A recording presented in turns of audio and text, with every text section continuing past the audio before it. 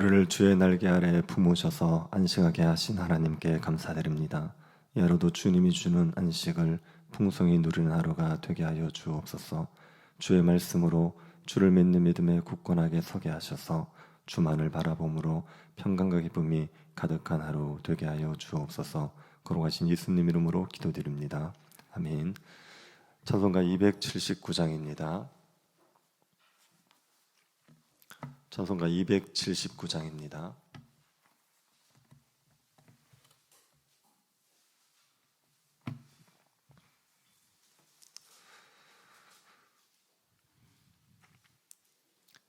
(279장입니다)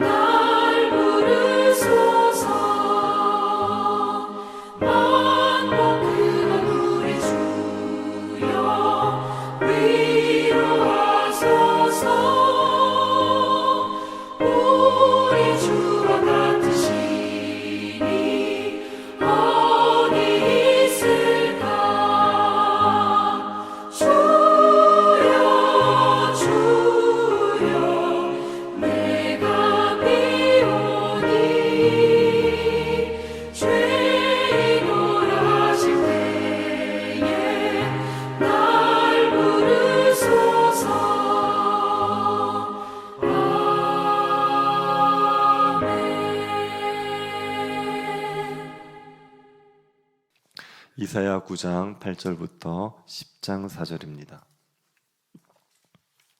이사야 9장 8절부터 10장 4절입니다. 자, 이어서 한 절씩 교도하겠습니다. 찾으셨으면 교도하겠습니다. 주께서 야곱에게 말씀을 보내시며 그것을 이스라엘에게 임하게 하셨은즉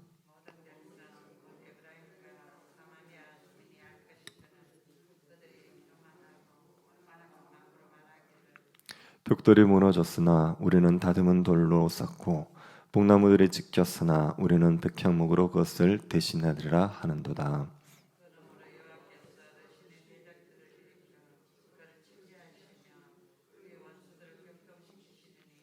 앞에는 아람 사람이요 뒤에는 블레셋 사람이라. 그들이 모두 입을 벌려 이스라엘을 삼키리라. 그럴지라도 여호와의 진노가 돌아서지 아니하며 그의 손이 여전히 펴져 있으리라.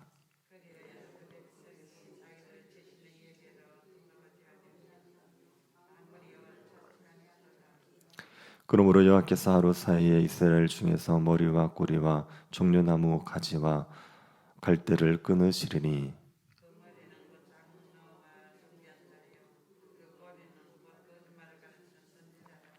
백성을 인도하는 자가 그들을 미혹하니 인도를 받는 자들이 멸망을 당하는도다.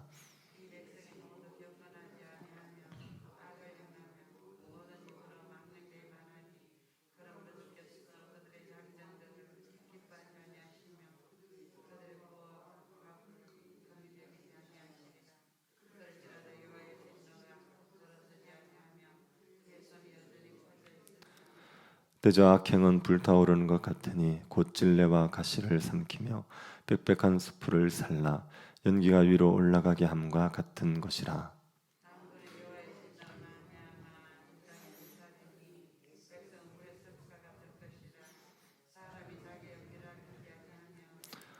오른쪽으로 옮길지라도 줄이고 왼쪽으로 먹을지라도 배부르지 못하며 각각 자기의 발의 고기를 먹을 것이며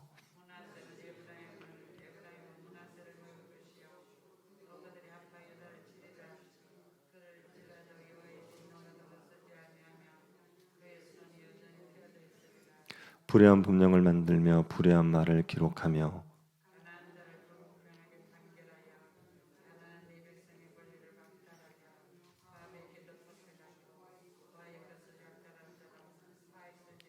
벌하시는 날과 멀리서 오는 환난 때에 너희가 어떻게 하려느냐 누구에게로 도망하여 도움을 구하겠으며 너희의 영화를 어느 곳에 두려느냐 보르된 자 아래에 구부르며 죽임을 당한 자 아래에 엎드러질 따름이니라. 그럴지라도 여호와의 진노가 돌아서지 아니하며 그의 손이 여전히 펴져 있으리라. 아멘. 지금 우크라이나와 러시아 간의 전쟁이 벌어지고 있습니다. 전쟁은 러시아가 예상했던 것과 달리 빨리 끝나지 않고 장기화되고 있습니다. 러시아는 쉽게 우크라이나를 이기지 못하고 있습니다. 이 상황을 두고 많은 사람들이 원인을 분석합니다. 러시아가 우크라이나를 쉽게 이기지 못하는 원인이 무엇인지를 분석합니다. 러시아의 전술의 문제, 우크라이나의 지형적인 문제, 국제 정세의 문제 등 여러 가지로 원인을 분석합니다. 하지만 세상 사람들은 하나님을 원인으로 두고 있지는 않습니다. 하나님이 러시아가 우크라이나를 이기지 못하게 하신다고 생각하지 않습니다. 하나님을 인정하지 않는 세상이니 당연히 하나님이 이 전쟁을 주관하고 계신다고 믿지 않는 거죠. 그런데 하나님을 믿는 사람들마저 하나님의 주권을 인정하지 않고 눈에 보이는 원인만으로 분석하려고 해서는 안 되죠. 하나님을 믿는 사람들은 이 모든 일을 하나님이 주관하시고 계시다는 것을 인정해야 됩니다. 북이스라엘 사람들은 하나님을 믿는다고 하면서도 하나님의 주권을 인정하지 않았습니다. 북이스라엘은 아람과 연합해서 남유다를 치려고 했습니다. 북이스라엘과 아람은 반아수르 정책을 시행하고 있었습니다. 그런데 남유다는 친아수르 정책을 시행하니까 남유다를 공격하려고 한 겁니다. 남유다의 왕 아하스를 폐위시키고 자신의 뜻대로 움직여줄 왕을 세우려고 했습니다. 하지만 북이스라엘과 아람 연합군의 공격은 성공하지 못합니다. 두 나라는 유다를 멸망시키지 못하고 오히려 두 나라가 망하고 맙니다. 이렇게 되는 이유는 유다의 친아수르 정책이 유효했거나 북이스라엘과 아람 연합군이 무기력했기 때문이 아닙니다. 하나님께서 유다를 치는 것을 허용하지 않으셨기 때문입니다. 하나님 때문에 연합작전이 실패한 겁니다. 하나님께서 북이스라엘과 아람을 치시는 겁니다. 하지만 북이스라엘은 하나님께서 자신들을 치신다는 것을 인정하지 않습니다. 그리고 끝까지 하나님을 대적합니다. 이런 북이스라엘 향하여서 하나님께서 경고하십니다. 하나님께서 북이스라엘의 죄에 심판하시겠다고 경고하십니다. 하나님께서 심판하시겠다고 하는 북이스라엘의 죄는 무엇입니까? 오늘 본문에서 하나님께서 심판하시는 북이스라엘의 죄 5가지를 말해주고 있습니다. 첫 번째는 교만입니다. 8절을 보시기 바랍니다. 주께서 야곱에게 말씀을 보내시며 그것을 이스라엘에게 임하게 하셨은즉. 하나님께서 야곱에게 말씀을 보내셨죠. 야곱에게 말씀을 보내셨다는 말은 북이스라엘에게 말씀을 주셨다는 말입니다. 무슨 말씀을 주셨습니까? 9절입니다. 모든 백성 곧 에브라임과 사마리아 주민이 알 것이오늘 그들이 교만하여 완악한 마음으로 말하기를. 하나님께서 북이스라엘이 교만하고 완악하다고 말씀하십니다. 북이스라엘 백성들은 교만하고 완악하면 어떻게 된다는 것을 알고 있습니다. 교만하고 완악하면 결국은 하나님의 심판을 받아서 멸망하고 맙니다. 하나님의 말씀을 통해서, 역사의 경험을 통해서 이것을 분명히 알고 있습니다. 그런데도 북이스라엘은 교만하고 완악한 마음을 가지고 있습니다. 북이스라엘의 교만은 그들의 말을 통해서 드러납니다. 그들이 무슨 말을 합니까? 10절입니다. 벽돌이 무너졌으나 우리는 다듬은 돌로 쌓고 뽕나무들이 지켰으나 우리는 백향목으로 그것을 대신하리라 하는도다. 북이스라엘 사람들은 벽돌이 무너지면 다듬은 돌로 쌓겠다고 하지요. 벽돌보다 다듬은 돌이 더 좋은 재료입니다. 벽돌로 쌓은 성이 무너지면 우리는 다듬은 돌로 더 견고한 성을 쌓겠다는 겁니다. 또 뽕나무들이 찍히면 백향목으로 대신하겠답니다. 뽕나무보다 백향목이 훨씬 더 좋은 나무입니다. 적들의 손에 뽕나무들이 찍히면 우리는 백향목을 심어서 더 좋은 살림을 만들겠다고 합니다. 북이스라엘은 자신들이 패배하고 파괴되어도 다시 일어날 것이라는 거죠. 더 영광스러운 모습으로 일어날 것이라고 말하는 겁니다. 오늘날 세상 사람들이 이런 말을 한다면 불굴의 의지를 가진 강한 사람이라고 칭송을 받을 겁니다. 난 장사를 하다가 망하면 더 넓은 식당을 운영할 거야. 난 회사에서 쫓겨나면 사업을 할 거야. 실패해도 다시 일어나서 더 나은 삶을 이룰 거야. 이렇게 말하는 사람들은 강한 사람이라고 칭송을 받을 겁니다. 그런데 북이스라엘의 말은 칭찬받을 말이 아닙니다. 북이스라엘의 벽돌로 쌓은 성이 무너지는 건 하나님 때문입니다. 뽕나무가 꺾이는 건 하나님이 하시는 일입니다. 북이스라엘은 하나님께서 자신을 치시는데도 하나님께 마음을 돌이킬 생각을 하지 않고 하나님의 뜻을 계속 거슬려 행하겠다는 겁니다. 이건 교만한 겁니다. 교만한 마음으로 하나님을 대적하는 겁니다. 이 교만한 북이스라엘을 하나님께서 이방 나라들의 손에 넘기십니다. 11절을 보십시오. 그러므로 여호와께서 르신의 대적들을 일으켜 그를 치게 하시며 그의 원수들을 격동시키시리니. 하나님께서 르신의 대적들을 일으켜서 이스라엘을 치게 하시죠. 르신은 아람의 왕입니다. 북이스라엘과 동맹을 해서 유다를 치려고 했던 아람 왕이 르신입니다. 이 르신의 대적은 아수르를 말합니다. 북이스라엘이 아람과 연합해서 막으려고 했던 나라가 아수르입니다. 하나님께서 이 아수르가 북이스라엘을 치게 하겠다고 하시는 겁니다. 북이스라엘은 아수르뿐 아니라 주변 나라의 침략도 받게 됩니다. 12절입니다. 앞에는 아람 사람이요 뒤에는 블레셋 사람이라 그들이 모두 입을 벌려 이스라엘을 삼키리라. 그럴지라도 여호와의 진노가 돌아서지 아니하며 그의 손이 여전히 펴져 있으리라. 북이스라엘 앞에는 아람이 치고 뒤에는 블레셋 사람이 칩니다. 아람은 북이스라엘과 동맹을 했었는데 이 아람이 북이스라엘을 치게 하시겠다는 겁니다. 그리고 블레셋 사람들도 북이스라엘을 치게 하겠다고 하십니다. 그런데 역사적으로 블레셋 사람이 북이스라엘을 친 적은 없습니다. 그래서 아람과 블레셋 사람이 북이스라엘을 친다는 것은 주변 나라들이 북이스라엘을 친다는 의미로 이해합니다. 북이스라엘의 주변 나라들이 모두 입을 벌려서 북이스라엘을 삼키려고 할 것입니다. 북이스라엘은 사방의 적들로 인하여 고통을 당하게 됩니다. 이 진노에도 불구하고 북이스라엘은 하나님께 돌아오지 않습니다. 13절을 보십시오. 그리하여도 그 백성이 자기들을 치시는 이에게로 돌아오지 아니하며 만군의 여호와를 찾지 아니하도다. 하나님께서 치셔도 북이스라엘은 하나님께 돌아오지 않습니다. 하나님께서 돌아오라고 치시는 겁니다. 북이스라엘을 망하라고 치시는 게 아니라 돌아오라고 치시는 겁니다. 그런데도 북이스라엘은 하나님을 찾지 않습니다. 하나님께 돌이키지 않는 북이스라엘에게 하나님께서 계속 진노를 쏟으시죠. 북이스라엘의 지도자의 죄에 대해서 심판을 하십니다. 14절입니다. 그러므로 여호와께서 하루 사이에 이스라엘 중에서 머리와 꼬리와 종려나무 가지와 갈대를 끊으시리니, 하나님께서 하루 만에 이스라엘의 지도자들을 멸망시키십니다. 이스라엘의 머리는 정치 지도자들입니다. 장로와 존귀한 자들입니다. 꼬리는 선지자들입니다. 종교 지도자들을 말합니다. 그런데 이들은 거짓 선지자입니다. 정치 지도자들, 즉 장로와 존귀한 자들은 종려나무 가지라고도 합니다. 거짓 선지자들은 갈대라고도 합니다. 이들을 하나님께서 하루아침에 끊어버리십니다. 북이스라엘의 지도자들은 백성을 미혹하여 멸망의 길로 인도하던 자들입니다. 16절을 보십시오. 백성을 인도하는 자가 그들을 미혹하니 인도를 받는 자들이 멸망을 당하는도다.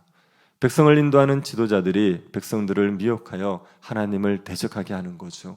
백성들을 멸망의 길로 인도하는 겁니다.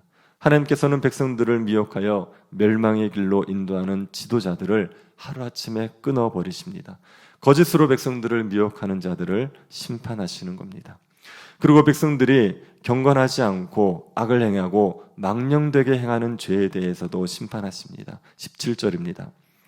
이 백성이 모두 경건하지 아니하며 악을 행하며 모든 입으로 망령되이 말하니, 그러므로 주께서 그들의 장정들을 기뻐하지 아니하시며 그들의 고아와 과부를 긍휼히 여기지 아니하시리라. 그럴지라도 하나님의 여호와의 진노가 돌아서지 아니하며 그의 손이 여전히 펴져 있으리라. 백성들은 경건하지 않고 악을 행하고 망령된 말을 합니다. 하나님께서 이들의 장정을 기뻐하지 않습니다. 고아와 과부도 불쌍히 여기지 않습니다. 경건하지 않고 악을 행하고 망령될 말을 하는 모든 백성들을 향하여 진노를 쏟으시는 겁니다.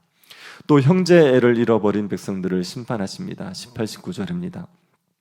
대저 악행은 불타오르는 것 같으니 곧 찔레와 가시를 삼키며 빽빽한 수풀을 살라 연기가 위로 올라가게 함과 같은 것이라.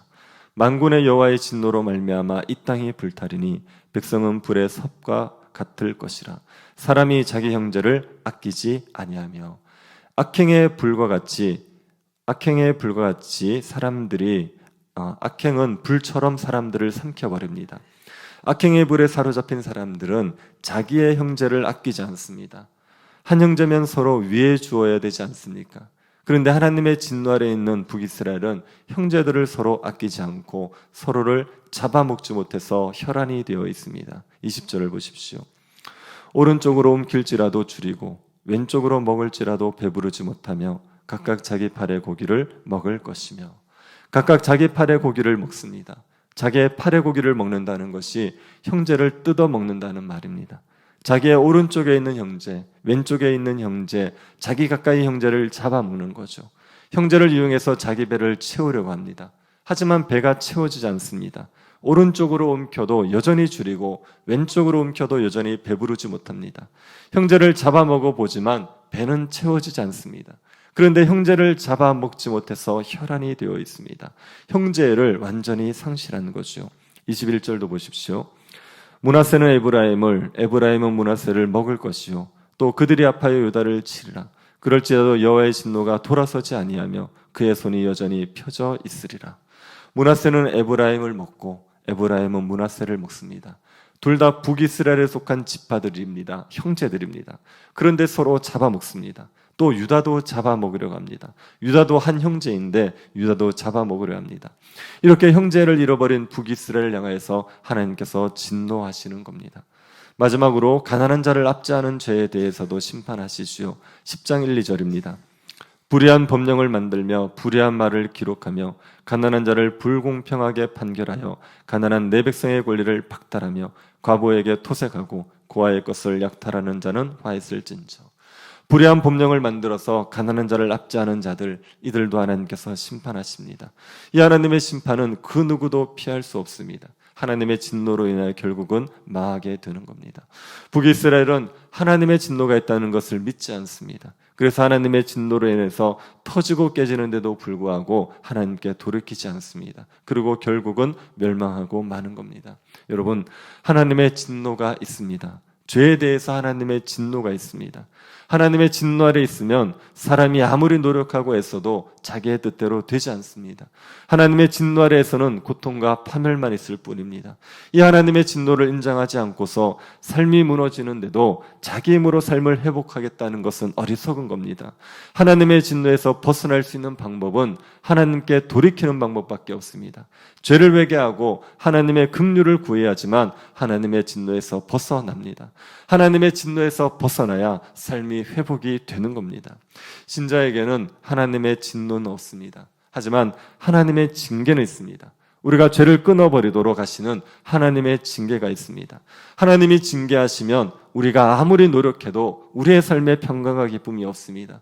하나님께서 죄를 회개하도록 우리에게 고통을 주시기 때문에 그 죄를 회개하기 전까지 평강과 기쁨을 회복할 방법이 없습니다. 하나님의 주권을 인정하셔야 됩니다. 하나님이 우리를 다스리신다는 것을 인정하고 죄짓기를 두려워하고 죄를 피하고 죄를 버리셔야 됩니다. 죄를 버리지 않고 죄 가운데 머물게 되면 하나님의 징계 가운데 고통과 슬픔인 가득한 삶을 살아가게 되는 겁니다. 하나님을 두려워하십시오. 하나님께서 죄에 대해서 징계하신다, 죄를 싫어하시고 진노하신다는 것을 기억하시고 하나님을 두려워하시기를 바랍니다. 교만한 죄에 대해서 하나님 심판하십니다. 하나님을 의지하지 않고 내 힘으로 내 삶을 세워보겠다는 그 교만한 죄에 대해서 하나님 우리를 징계하시게 되어 있습니다. 우리가 하나님을 경외하지 않고 악한 말을 하고 악한 행실을 하면 하나님이 우리를 징계하십니다. 우리가 형제를 잃어버리고 형제를 사랑하지 않으면 그러면 징계하시는 겁니다. 가난한 사람들, 힘없는 사람들, 압제하는 삶을 살아가면 하나님이 우리를 징계하시는 겁니다. 그 하나님을 두려워하시고 두렵고 떨림으로 하나님의 뜻에 순종하면서 살아가기를 힘쓰셔야 됩니다. 하나님의 백성이 되었다는 것은 하나님이 주는 평강과 기쁨을 누리며 살아갈 수 있게 되었다는 겁니다. 그 백성으로서 하나님이 주는 안식을 마음껏 누릴 수 있는데 죄를 지어서 징계 가운데 고통을 당하며 살아가지 마십시오. 하나님께서 우리에게 주신 말씀에 순종하여서 하나님을 경외하고 형제를 사랑하며 살아가기를 힘쓰시기를 바랍니다. 그래서 하나님께서 주시는, 신자에게 주시는 그 평강과 기쁨을 넘치도록 누리며 살아가는 주의 백성들이 될 수 있기를 간절히 바랍니다. 크고 두려우신 하나님을 알고 섬기게 하시는 은혜에 감사드립니다. 우리의 교만과 경건치 못함과 거짓으로 사람들을 미혹하는 죄, 형제를 아끼지 않는 죄, 힘없는 자를 납치하는 죄를 관같이 않으시고 징계하시는 하나님을 기억하게 하여 주옵소서. 하나님께서 징계하시면 우리가 아무리 발버둥 쳐도 우리의 삶을 회복시킬 수 없음을 알고 두렵고 떨림으로 거룩하게 살아가는 주의 백성들이 되게 하여 주옵소서. 걸어가신 예수님 이름으로 기도드립니다. 아멘. 하늘에 계신 우리 아버지여, 이름이 거룩히 여김을 받으시오며 나라의 임하옵시며 뜻이 하늘에서 이룬 것 같이 땅에서도 이루어지이다. 오늘날 우리에게 일용할 양식을 주옵시고 우리가 우리에게 죄 지은 자를 사하여 준 것 같이 우리 죄를 사하여 주옵시고 우리를 시험에 들게 하지 마옵시고 다만 악에서 구하옵소서. 대개 나라와 권세와 영광이 아버지께 영원히 있사옵나이다. 아멘. 오늘 예배를 위해서 기도해 주시고 직분자 선거를 위해서 기도해 주십시오. 주님이 세우시는 직분자가 선거에서 세워질 수 있도록 기도해 주시고, 병중에 있는 성도들 위해서 기도해 주실 때 이종희 전사님 항암이 끝났는데 한 2주간이 굉장히 고통스럽다고 합니다. 잘 회복될 수 있도록 기도해 주시고, 우리 박경자 권사님도 은혜 가운데 회복시켜 주시기를 기도해 주시고 개인적으로 기도하시기 바랍니다.